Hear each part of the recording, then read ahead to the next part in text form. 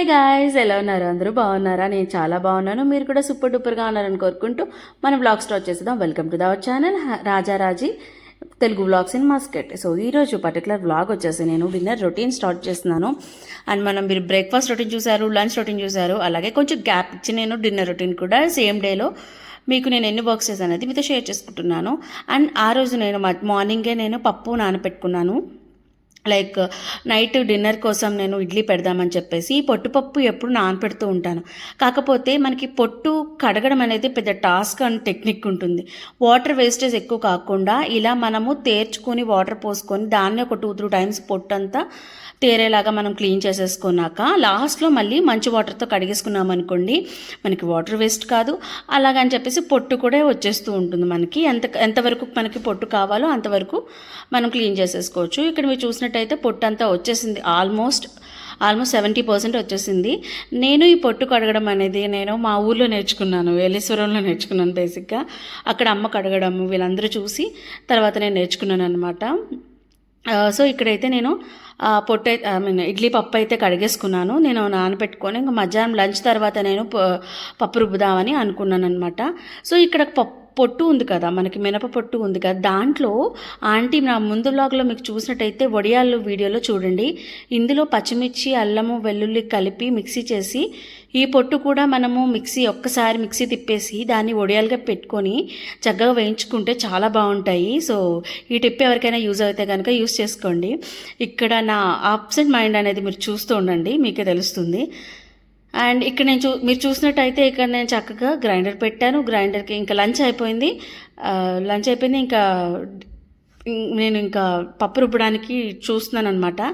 అయితే నేను camera on చేయగానే ఒక్కొక్కసారి మైండ్ అబ్సెంట్ అయినట్టు అయిపోతాను అనమాట. బేసిక్గా కాన్షియస్ అయిపోతాను. సో ఇక్కడ ఏమవుతుందంటే ఇది సెన్సర్ అనమాట. ఆ మూత పెడితే తిరుగుతుంది గ్రైండర్ అనేది. ఆ మూత పెట్టకపోతే గ్రైండర్ తిరగదు. ఇది ఒక వెరైటీ గ్రైండర్ అనమాట. కాకపోతే ఆ మూతను కాపాడుకుంటే గ్రైండర్ పనిచేస్తుంది. See that my absent mind. ఇక్కడ ఏమవుతుందంటే నేను మిక్సీకి ప్లగ్ పెట్టి గ్రైండర్ తిరగమంటే ఎలా తిరుగుతుంది మీరే చెప్పండి. సో నాలో నేను పిచ్చి ఎక్కిపోయింది నాకైతే మాత్రం. సో ఫన్నీ, ఎంత పడిపోయినా నవ్వానంటే నాకే తెలియదు. ఎక్కడ మీరు చూసినట్టయితే ఇప్పుడు చూడండి తిరుగుతుంది. మీకు చెప్తున్నాను ఇలా వాడాలి, ఇలా చేయకూడదు అని చెప్తున్నాను అనమాట. సో మూత తీయగానే అది ఆగిపోతుంది ఆటోమేటిక్గా. మేబీ ఇది సెన్సార్ సేఫ్టీ పర్పస్ ఇచ్చుంటారు, బట్ ఆ పుల్లలా ఉండదు కదా, దాన్ని అందులో దోపేటప్పుడు మళ్ళీ అది కానీ విరిగినా ఏం చేసినా అది పనిచేయదు. కానీ చాలా జాగ్రత్తగా వాడుకోవాలి. అండ్ ఈ పప్పు రుబ్బడంలో మీకు ఒక స్టోరీ ఏమైనా మీకు బ్యాక్గ్రౌండ్ స్టోరీ ఏమైనా ఉంటుందా? బేసిక్గా మనం చిన్నప్పటి నుంచి పప్పులు రుబ్బడం లేదా గ్రైండర్ వేయడాలి ఇవన్నీ ఉండవు. అండ్ పప్పు తీయడం కూడా ఒక టెక్నిక్ ఉంటుంది బేసిక్గా. అలా నేను కూడా నేర్చుకుని, అంటే రుబ్బి నేర్చుకుని, మాకైతే అత్తయ్య రుబ్బేవారు ప్రతి పప్పు కూడా నా పెళ్ళయ్యాక మాత్రం. అండ్ మీరు కూడా ఎప్పుడైనా మీకు గ్రైండర్ కొనే సిచ్యువేషన్లు లేనప్పుడు, మీ ఇంట్లో గ్రైండర్ లేనప్పుడు మీరు ఎప్పుడైనా మిల్లు మన ఇంటి పక్కన ఎవరైనా షాప్లో గట్ట పెట్టి రుబ్బుతూ ఉంటారు కదా పిండ్లు, అలా ఎప్పుడైనా ఆడించుకున్నారా? నా పెళ్ళైన 2 సంవత్సరం వరకు అనుకుంటా గ్రైండర్ కొనలేదు మేము. మా అత్తయ్య పప్పు తీసుకెళ్ళి పక్కన ఉంటుందన్నమాట గ్రైండర్ లాగా, వాళ్ళు కమర్షియల్గా యూజ్ చేస్తారు. అలా పప్పు రుబ్బించుకొని వచ్చి సాటర్డే టిఫిన్, ఇప్పుడు మనం ఎప్పుడు కావాలంటే అప్పుడు ఇడ్లీ పెట్టుకోవచ్చు, అవన్నీ చేసుకోవచ్చు. సో ప్రతి దానికి మనకు ఒక స్టోరీ, బ్యాక్ అండ్ స్టోరీ ఉంటుంది. నా గ్రైండర్ స్టోరీ అయితే ఇది. సో మా హస్బెండ్ అయితే అసలు లేట్ చేయకుండా కొనేశారు. అండ్ ఇక్కడైతే ఇడ్లీ రవ్వ, నేను ఈ పెరుగు డబ్బా చూసారా, ఇది నేను వైష్ణవి తీసుకున్నా. వాళ్ళు పెద్ద పెరుగు డబ్బా తెచ్చుకుంటారు, అది వేస్ట్ చేయక వైష్ణవి నాకు ఇచ్చేసి కడిగేసి, లైక్ నేను ఏవైనా పోసుకుంటాను, నాకు ఇడ్లీ రవ్వ అవన్నీ కూడా నేను ప్యాకెట్లో కాకుండా ఇందులో వేసేసుకుంటాను అని చెప్పి నేను అడిగి తీసుకున్నాను. సో 2-3 డబ్బాలు ఎలాగ తీసుకుంటున్నాను అనమాట గత కొన్ని రోజులుగా. అండ్ ఇక్కడ ఇడ్లీ రవ్వ చూసారా, రైస్ రవ్వలా ఉంటుందని చెప్పేసి అన్నాను కదా. సో ఇక్కడ రైస్ రవ్వే యాక్చువల్లీ, ఇంకా చెప్పాలి అంటే ఇడ్లీ రవ్వ ఇంకా మనకి ఫైన్గా ఉంటుంది, ఇది అస్సలు ఉండదు. బట్ నేను టేస్ట్ అయితే ఎలా ఉంటుందో అని ఎక్స్పెక్ట్ చేశాను, కానీ అస్సలు డిసప్పాయింట్ చేయలేదు నాకు ఇడ్లీలో మాత్రం. ఇలా 1-2 లెక్క వేసుకొని నేనైతే ఒక అరగంట సేపు నానపెట్టుకుంటే ఇంకొంచెం బాగా మెత్తగా వస్తాయి, ఫాస్ట్గా అవుతుంది. అయితే నాకు తక్కువ టైం ఉందని నానపెట్టుకున్నాను. ఇక్కడ చూసారు కదా, ఇలా నేను వాటర్తో కడిగేసుకున్నాను. డస్ట్ అలాంటిది ఏదైనా ఉంటుంది కదా, డస్ట్ లాంటిది ఏమైనా ఉంటే పోతుంది వాటర్తో కడిగేసుకొని. సో ఇక్కడ నేనైతే పిండి రుబ్బుతున్నాను. ఇలా రుబ్బుతున్నాను అని చూపిస్తున్నాను. ఏమిటో కెమెరా ఆన్ అవగానే మనం అన్నీ చెప్పేస్తూ ఉంటాం అనమాట, ఏదేదో మాట్లాడిస్తూ ఉంటాము. సో ఇక్కడ కార్నర్స్లో మీకు ఆ ప్లాస్టిక్ది ఉంది కదా, అక్కడ పప్పు బద్దలు ఉండిపోతూ ఉంటాయి అన్నమాట. మనం పిండి రుబ్బేటప్పుడు జాగ్రత్తగా అవి కూడా మనము కొంచెం వేలు పెట్టి ఎలా అంటే వచ్చేస్తూ ఉంటాయి. లేదంటే గ్రైండర్తో పాటు ప్లాస్టిక్ ఇది ఉంటాయి కదా, ప్లాస్టిక్ కూడా ఇస్తూ ఉంటారు, అవి కూడా యూస్ చేయండి. అండ్ ఇక్కడైతే నాకు మిక్సీలో అయితే నాకు గట్టి వచ్చేస్తాయండి. నాకు అసలు మిక్సీలో పప్పు రుబ్బడము, ఇడ్లీ పెట్టడం అనేది రాదు. మేబీ చాలామంది పెడుతూ ఉంటారు కానీ అది నాకు అస్సలు రాదు. అండ్ ఇంకొక టిప్ ఏంటంటే, నేను ఎప్పుడు గ్రైండర్తో నాకు ఈజీ వర్క్ అయిపోవడానికి నేను ఇలా యూస్ చేస్తూ ఉంటాను అనమాట. ఈ టిప్ కూడా మీకు అవసరమైతే యూస్ చేసుకోండి.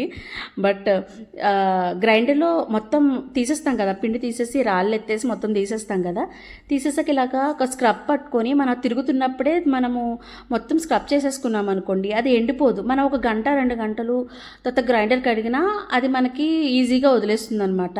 అసలు మోస్ట్ ఆఫ్ ద క్లీనింగ్ అనేది ఇక్కడే అయిపోతుంది మనకి. సో చూసారు కదా ఆల్మోస్ట్ ఎంత క్లీనింగ్ అయిపోయిందో. సో గ్రైండర్ అవ్వగానే నాకు ఇండియాలో భయం అనమాట, బుద్ధింకులు ఎక్కడ వచ్చేస్తూ ఉంటాయని చెప్పేసి. కోర్స్ ఎంత చేసినా వస్తూనే ఉంటాయి, అది మన చేతుల్లో ఉండవు. ఏదో అలా తడిగుడ్డ పెట్టి మన సాటిస్ఫాక్షన్కి క్లీన్ చేసుకోవడమే. అండ్ తర్వాత ఏం చేశానంటే పిండి రుబ్బేసుకోగానే ఇంకా మనకి నూక కలిపేసుకున్నాను అనమాట. అండ్ నాకు ఇవన్నీ కూడా బేసిక్గా ఏమంటారు, నాకు ఒక 4-5 ఇయర్స్ నుంచి నేను ఇడ్లీ పిండి రుబ్బడము ఇవన్నీ కూడా. ఇంకా మా హస్బెండ్ ఏంటంటే బయట టిఫిన్స్ ఇంక ఇవే నేను ఇంట్లో చేసుకుంటూ ఉంటాను అనమాట.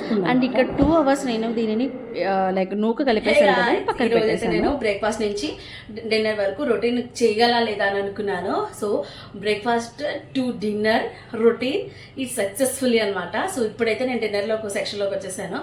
డిన్నర్లోకి ఏంటంటే ఇడ్లీ పెడుతున్నాను, ఇడ్లీ అండ్ టమాటా చట్నీ చేస్తున్నాను, పల్లి టమాటా చట్నీ చేద్దామని. సో మీరు డిన్నర్ కూడా చూసేసేయండి. మనం బ్లాగ్ అయితే కంటిన్యూ చేసేద్దాం. అండ్ ఇప్పుడు నేను టీ పెట్టుకుంటున్నాం అనమాట. టైం అయితే ఎంతో కాలేదు, జస్ట్ 7-7:30 ఐ థింక్ అవి ఉండొచ్చు. ఇంకా ఆయన వచ్చేసరికి టీ పెట్టుకొని తాగేసి ఇంకా డిన్నర్ అంటే ఇడ్లీ పెట్టేసుకుందాము, డిన్నర్ ప్రిపేర్ చేసుకుందాము అని చెప్పేసి వెళ్తున్నాను అనమాట. అలాగే ఇక్కడ నేను ఇంకా టీ తాగేసి వచ్చేసి ఇంకా చట్నీ కోసం ఏం చేశానంటే ఈరోజు పల్లి అండ్ టమాటా చట్నీ చేద్దామని అనుకుంటున్నాను. సో దానికోసం నేను కొన్ని పల్లీలు తీసుకొని బాగా ఫ్రై చేసుకుంటున్నాను. అందులో కొంచెం మినపప్పు, ఆవాలు, జీలకర్ర, శనగపప్పు, అలాగే ఎండుమిర్చి వేసేసుకొని కొన్ని ధనియాలు వేసేసుకొని ఫ్రై చేసేసుకుంటున్నాను అనమాట. ఇలా ఫ్రై చేసుకొని మనము ముందు వీటిని పేస్ట్ చేసుకొని తర్వాత మనం టమాటాలు యాడ్ చేసుకొని మనం చట్నీ చేసేసుకోవచ్చు. అండ్ అదనమాట మ్యాటర్. నేను ఇంకా చట్నీ అయితే ఇదే ఇంకా ఇడ్లీల కోసము ఈరోజు రాత్రి చేసేస్తానంటే రేపు మార్నింగ్ కూడా నాకు అదే చట్నీ అదే సరిపోతుంది. అండ్ మా హస్బెండ్ ఏం చేస్తున్నారంటే వెనక నుంచి పిస్తా కొన్నారనమాట. నెస్టోలో పిస్తా తీసుకున్నాం ప్యాకెట్. ఆ ప్యాకెట్లో ఆ పిస్తా అయ్యే వరకు ఆయన అలా వంటగదిలో తిరుగుతూనే ఉంటారు, రావడం 2-3 చేతులు పట్టుకుని వెళ్ళడం, ఇదే జరుగుతుంది. బ్యాక్ అండ్ స్టోరీ అనమాట మాకు. ఇలా మాకు ఇంకా ఇవి పల్లీలు గట్రా ఇంకా వేగిపోయాయి కాబట్టి ఇంకా స్మెల్ అయితే పల్లీలు, ఎండుమిర్చి ఇవన్నీ వేగినప్పుడు చాలా బాగా స్మెల్ వస్తుందండి. ధనియాలతో కలిపి వేస్తే ఇంకా బాగా వస్తుంది స్మెల్. సో ఇక్కడైతే వేగిపోయి ఇంకా చల్లారే వరకు కొబ్బరి కూడా వేసానండి ఇందులో. నేను కొంచెం కొబ్బరి పొడి అనమాట, ఇక్కడ పచ్చి కొబ్బరి దొరకదు కాబట్టి నేను కొంచెం ఎండు కొబ్బరి వేసుకున్నాను. అండ్ ఇక్కడ టమాటాలు కట్ చేసేసుకున్నాను, ఒక 4 టమాటాలు మోస్ట్ ప్రాబబ్లీ అంతే వేసుకున్నాను. సో వేసేసుకొని వీటిని నేను మగబెట్టేసుకున్నాను. ఈ లోపు చల్లారుతుంది కదా. సో టీ తాగేసి ఇంక వెంటనే పనిలో పడిపోతూ ఉంటాం మనము. ఏదైనా తొందరగా పని అయిపోతే ఇంక తొందరగా కూర్చోవచ్చు అనే మైండ్లో అనమాట. అండ్ నేను ఇక్కడికి వచ్చిన తర్వాత హెల్త్ కాంప్లికేషన్స్ కొన్ని ఫేస్ చేశాను. అంటే కంట్రీ మారగానే మనకి బాడీలో కొంచెం చేంజెస్ అయ్యాయి. నాకైతే ఎక్స్క్లూజివ్లీ నాకు అయితే జరిగాయి.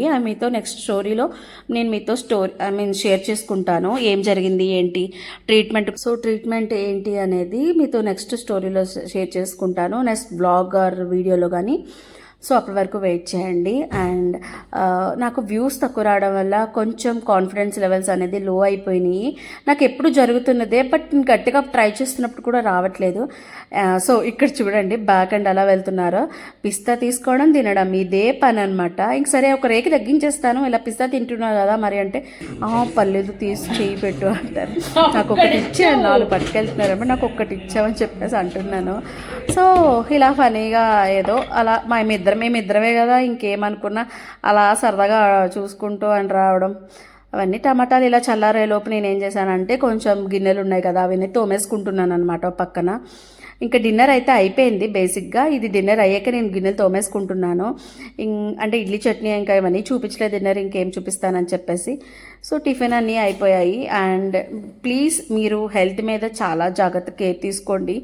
అండ్ నేనైతే వెయిట్ పుట్టాన్ అయ్యాను. ఎందుకు అంటే నేను చాలా అంటే మేబీ నాకు కొత్త హౌస్ తీసుకోవడము, ఆ స్ట్రెస్ లెవెల్స్ అనేది కూడా కొంచెం అంటే వర్క్ బిజీలో కానీ కొంచెం హెల్త్ మీద నేను జాగ్రత్త తీసుకోకపోవడం వల్ల ఇక్కడికి వచ్చేసరికి కొంచెం రెస్ట్ దొరికేసరికి ప్రాబ్లమ్స్ అన్నీ బయటపడుతున్నాయి అనమాట.